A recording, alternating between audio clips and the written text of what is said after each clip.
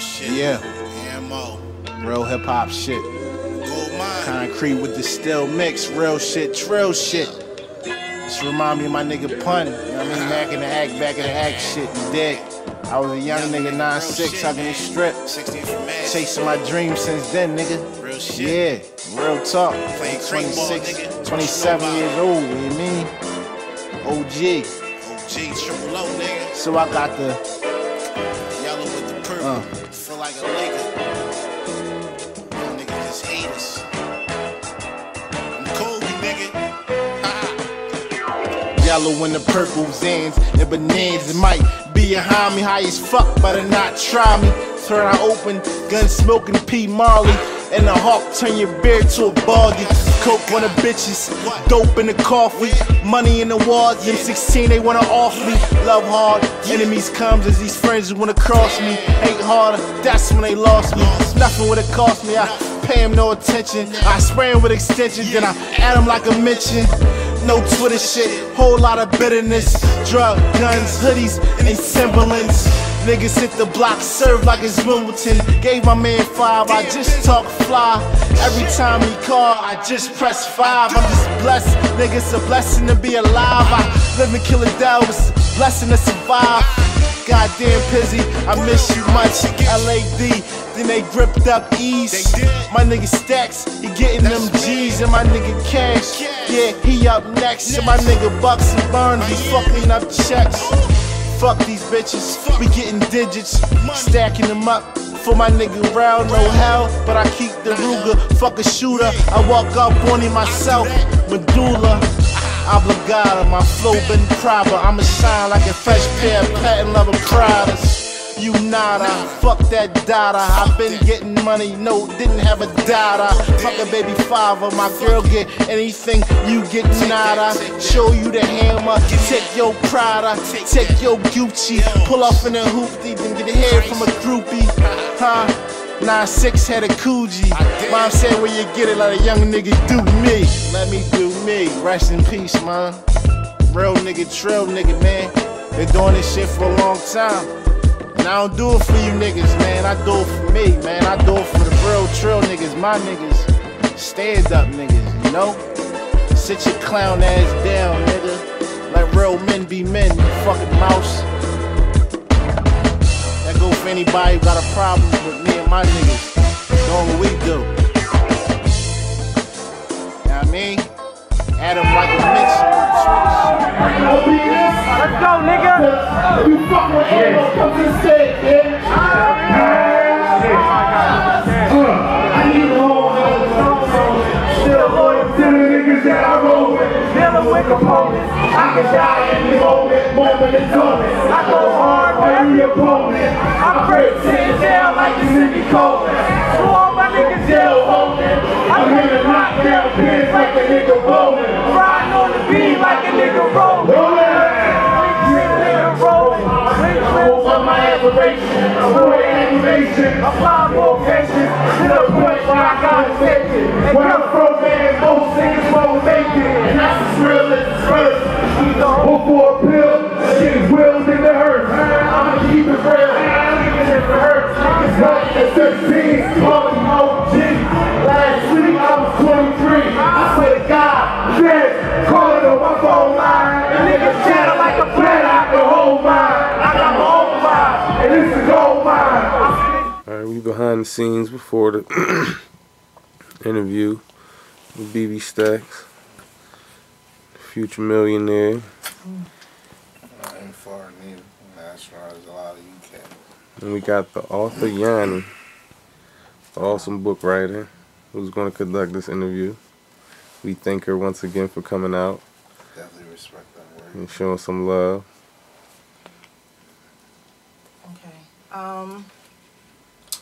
So the one thing that I'm always curious about when I speak to rappers, what rapper inspired you growing up, or who inspired you to start rapping? Growing up, I mean, I was inspired by that MTV Jams era, I should say. I mean, I remember my mom buying me tickets for MC Hammer concert at the age of 6. That's taking it back. You know what I mean? I had the airbrush Too Legit to Quit jackets. Oh, no. I mean, I had the Bobby Brown shoes. I mean, this was something that I always loved. Crisscross. Cool Mo D. You know, I mean, I'm young, but that's how far my roots reach back to hip-hop. What made me seriously consider me rapping myself is I seen around the time when Rockefeller hit Philly heavy, and it kind of became cool to rap because I always secretly wrote, but you know, in Philly it wasn't really cool to be like, yo, I'm a rapper. And then around the time when all the DVDs came out, I was like, hey, it's cool to be a rapper now. Then I saw Jay-Z had, I think his name, Young Chris. He was like 16, and around that time I was like 13, 14. And I'm like, wow, so this young guy can do it. It's possibly that I can do it. Then I had a friend that said, hey, man, you kind of good. And then just something that always naturally came to me. And I started taking it seriously about a year ago. My mom got sick, and I had a lot of stress and pain and things that I wanted to relieve. And instead of just acting crazy in the streets, I would come to the booth and, you know, I mean, relieve a lot of my stress. And I had talks with Rel, which is my main engineer and producer. He was telling me, if there's something you want to do, you got to take it seriously. And at first, he didn't really believe in my lyrical ability. So through practice and dedication and determination, I became good, and now I'm investing my own money, building my own company and taking it seriously. So for excuse me, for about a year, I've been taking it serious. Okay. Rel was speaking on some of the projects that you've been working on, and one of them he named P.A.I.N. Yes. And P.A.I.N has a specific meaning behind it. It's like an acronym. Correct. You want to tell what P.A.I.N stands for? P.A.I.N to me, was something that I came up with, dealing with the state of the economy and seeing the recession and a lot of things that was going on. And you look at the news, they don't really touch on it as much as we need to touch on it as rappers, because we're here right in the middle of it. And the P.A.I.N stands for Poor Americans in Need. Because a lot of people, when they think about the ghetto, they just think about African Americans. But it's a lot of people in America that suffer from the economy, whether they're white, black, Latino. I mean, we suffer the most, but that's where I'm from. I'm not rich, so I want to give America the perspective on a young black male coming up that's trying to do the right things, but he's a poor American in need of these credentials and help that we may not have. I believe they closed a lot of schools last year, a lot of recreation centers in Philadelphia. Right. So it's not a lot of opportunities out there, so we're in need. So it's kind of like my cry for help, saying, hey, can you pay attention? Can you do something for us? Can you help us out?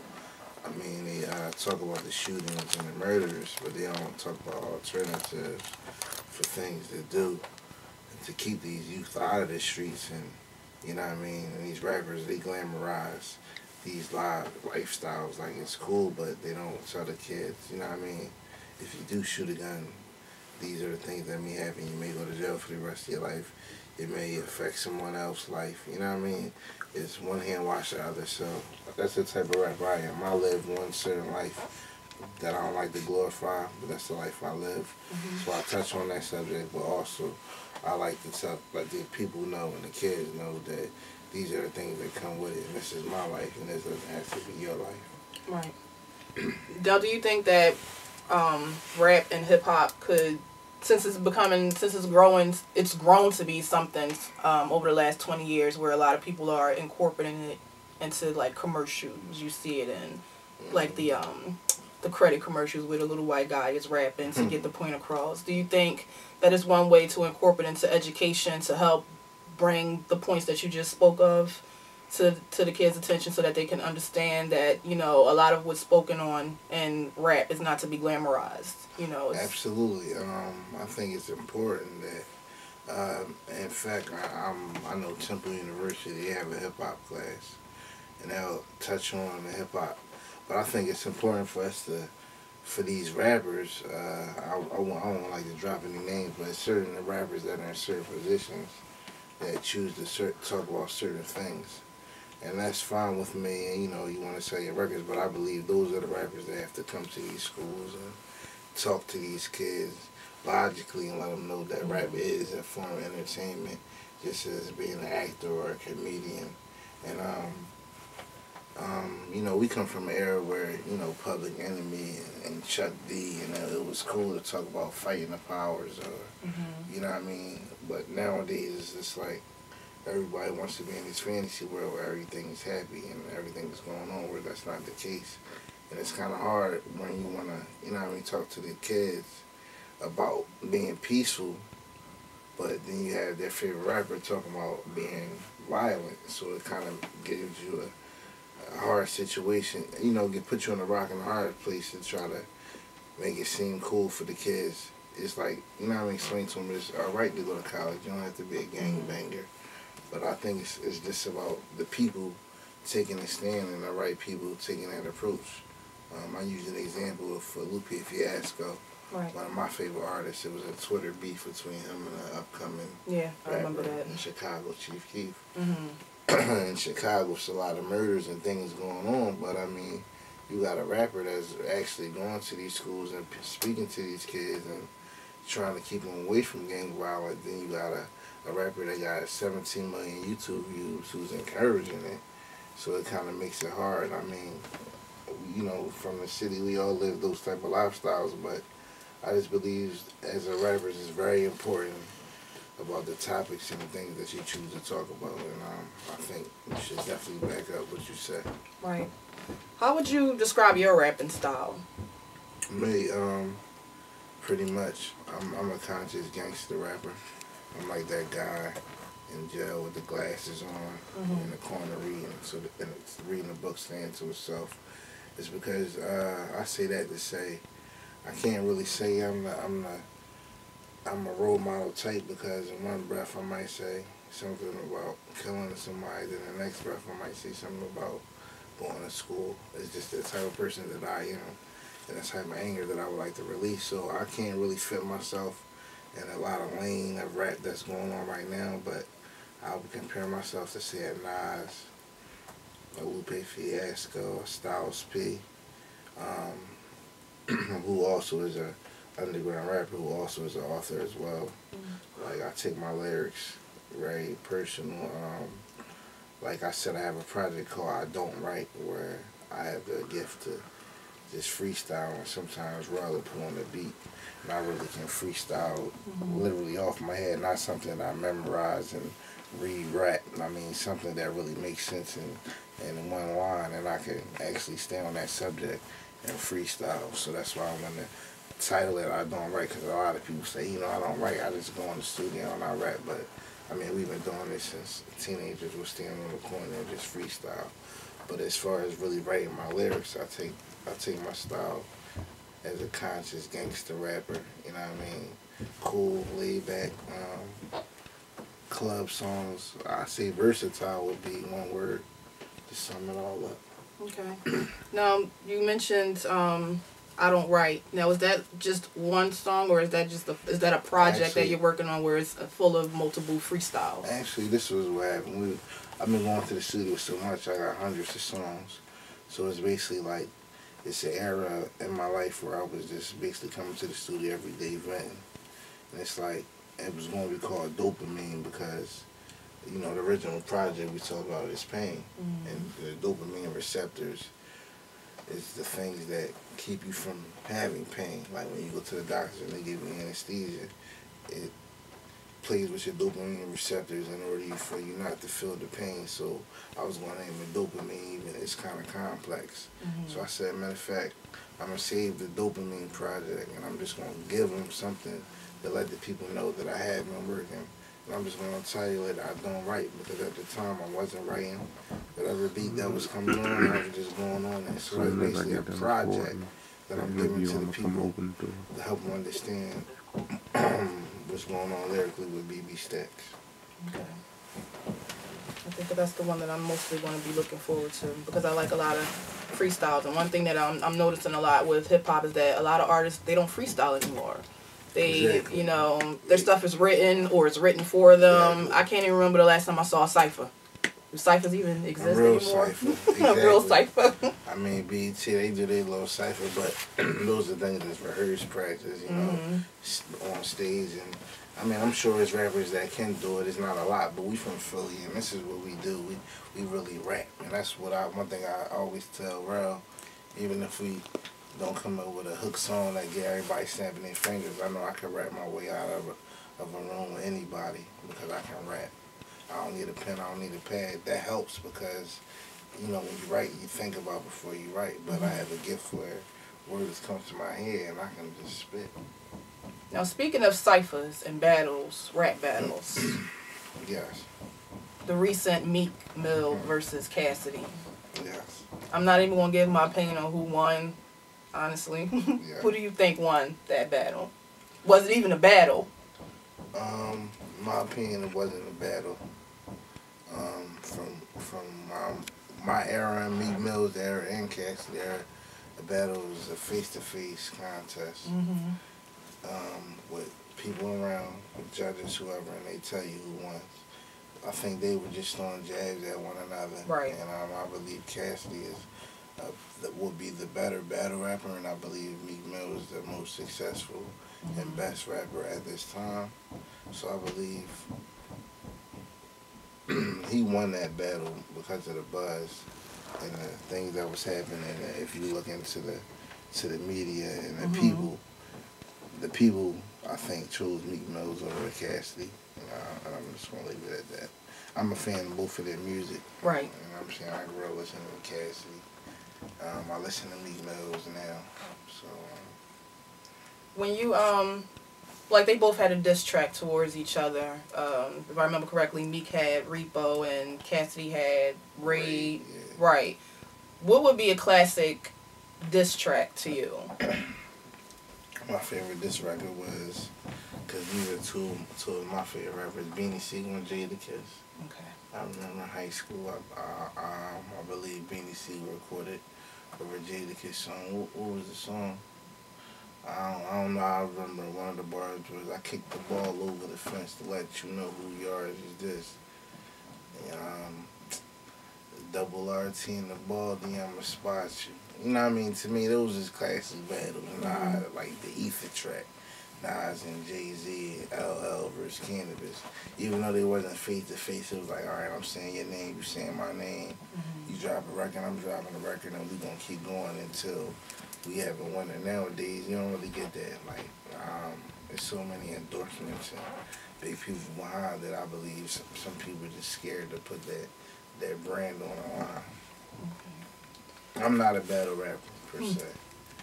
I rap, but I'm not a battle rapper. At this time, what would you say is your most successful track, or what's your favorite track of your own?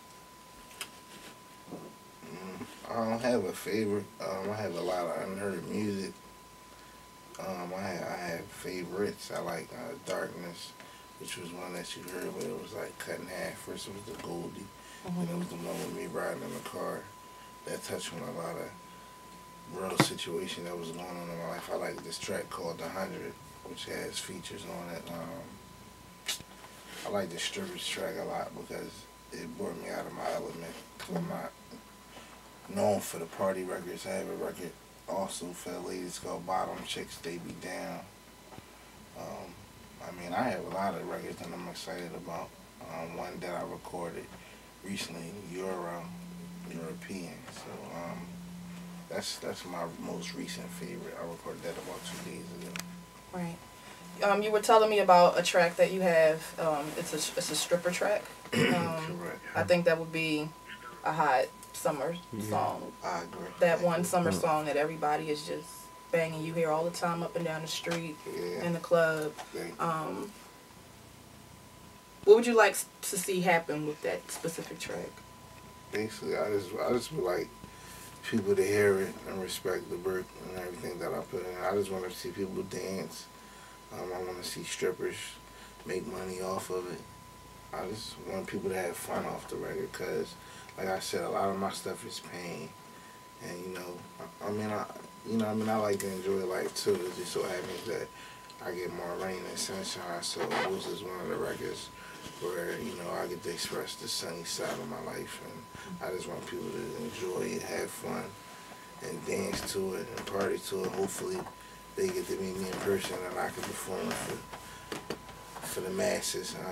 And hopefully, I'm preparing for a college tour, so hopefully I'll be in a city near you, one of your campuses. So I could actually see that at like Cheney or Westchester at one of their pep rallies. I could see that.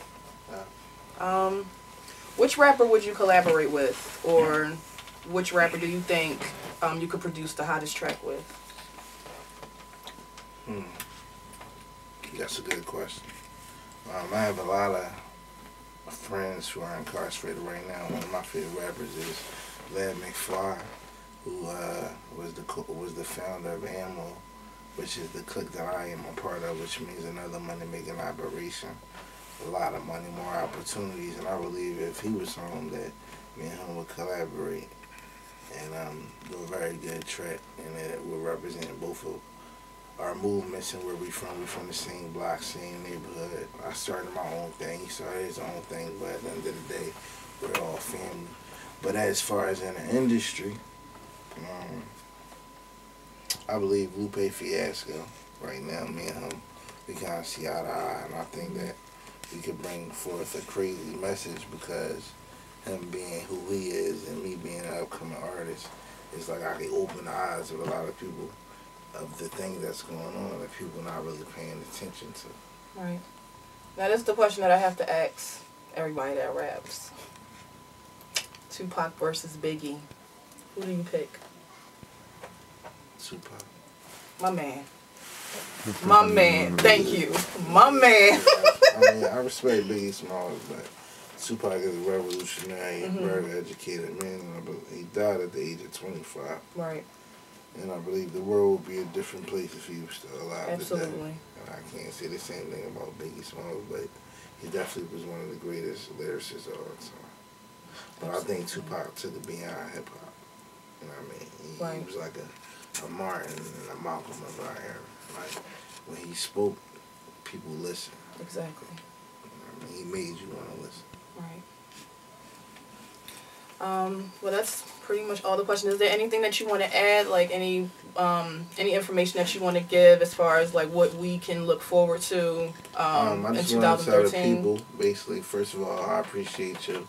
Take the time out to come interview me, and please go grab her book. She'll tell you more about that. I'm at the ROADI Staxx, THERELBBSTAXX. I'm on Instagram as well. I have I Don't Write, hosted by my man DJ Striker. You know what I mean? Look forward to that. ROADI Band Productions, Gold Mine Entertainment. I have a lot of book bags coming soon, called Around Matisse, which means gold mine in Latin. Free all my boys, you know who you are. And that's about it. Just pay attention, man. I got a lot of things going on. Just remember, BB Staxx, Gold Mine Entertainment, ROADI Band Productions, and Around Matisse book bags. And email me at tidda64@gmail.com. I also sell women's hair, and I also can get you a custom book bag. So holla at me. And you also can reach me at that email for booking. I do features and I do live performances as well. Okay. It was nice talking to you. It was a pleasure. Thank you.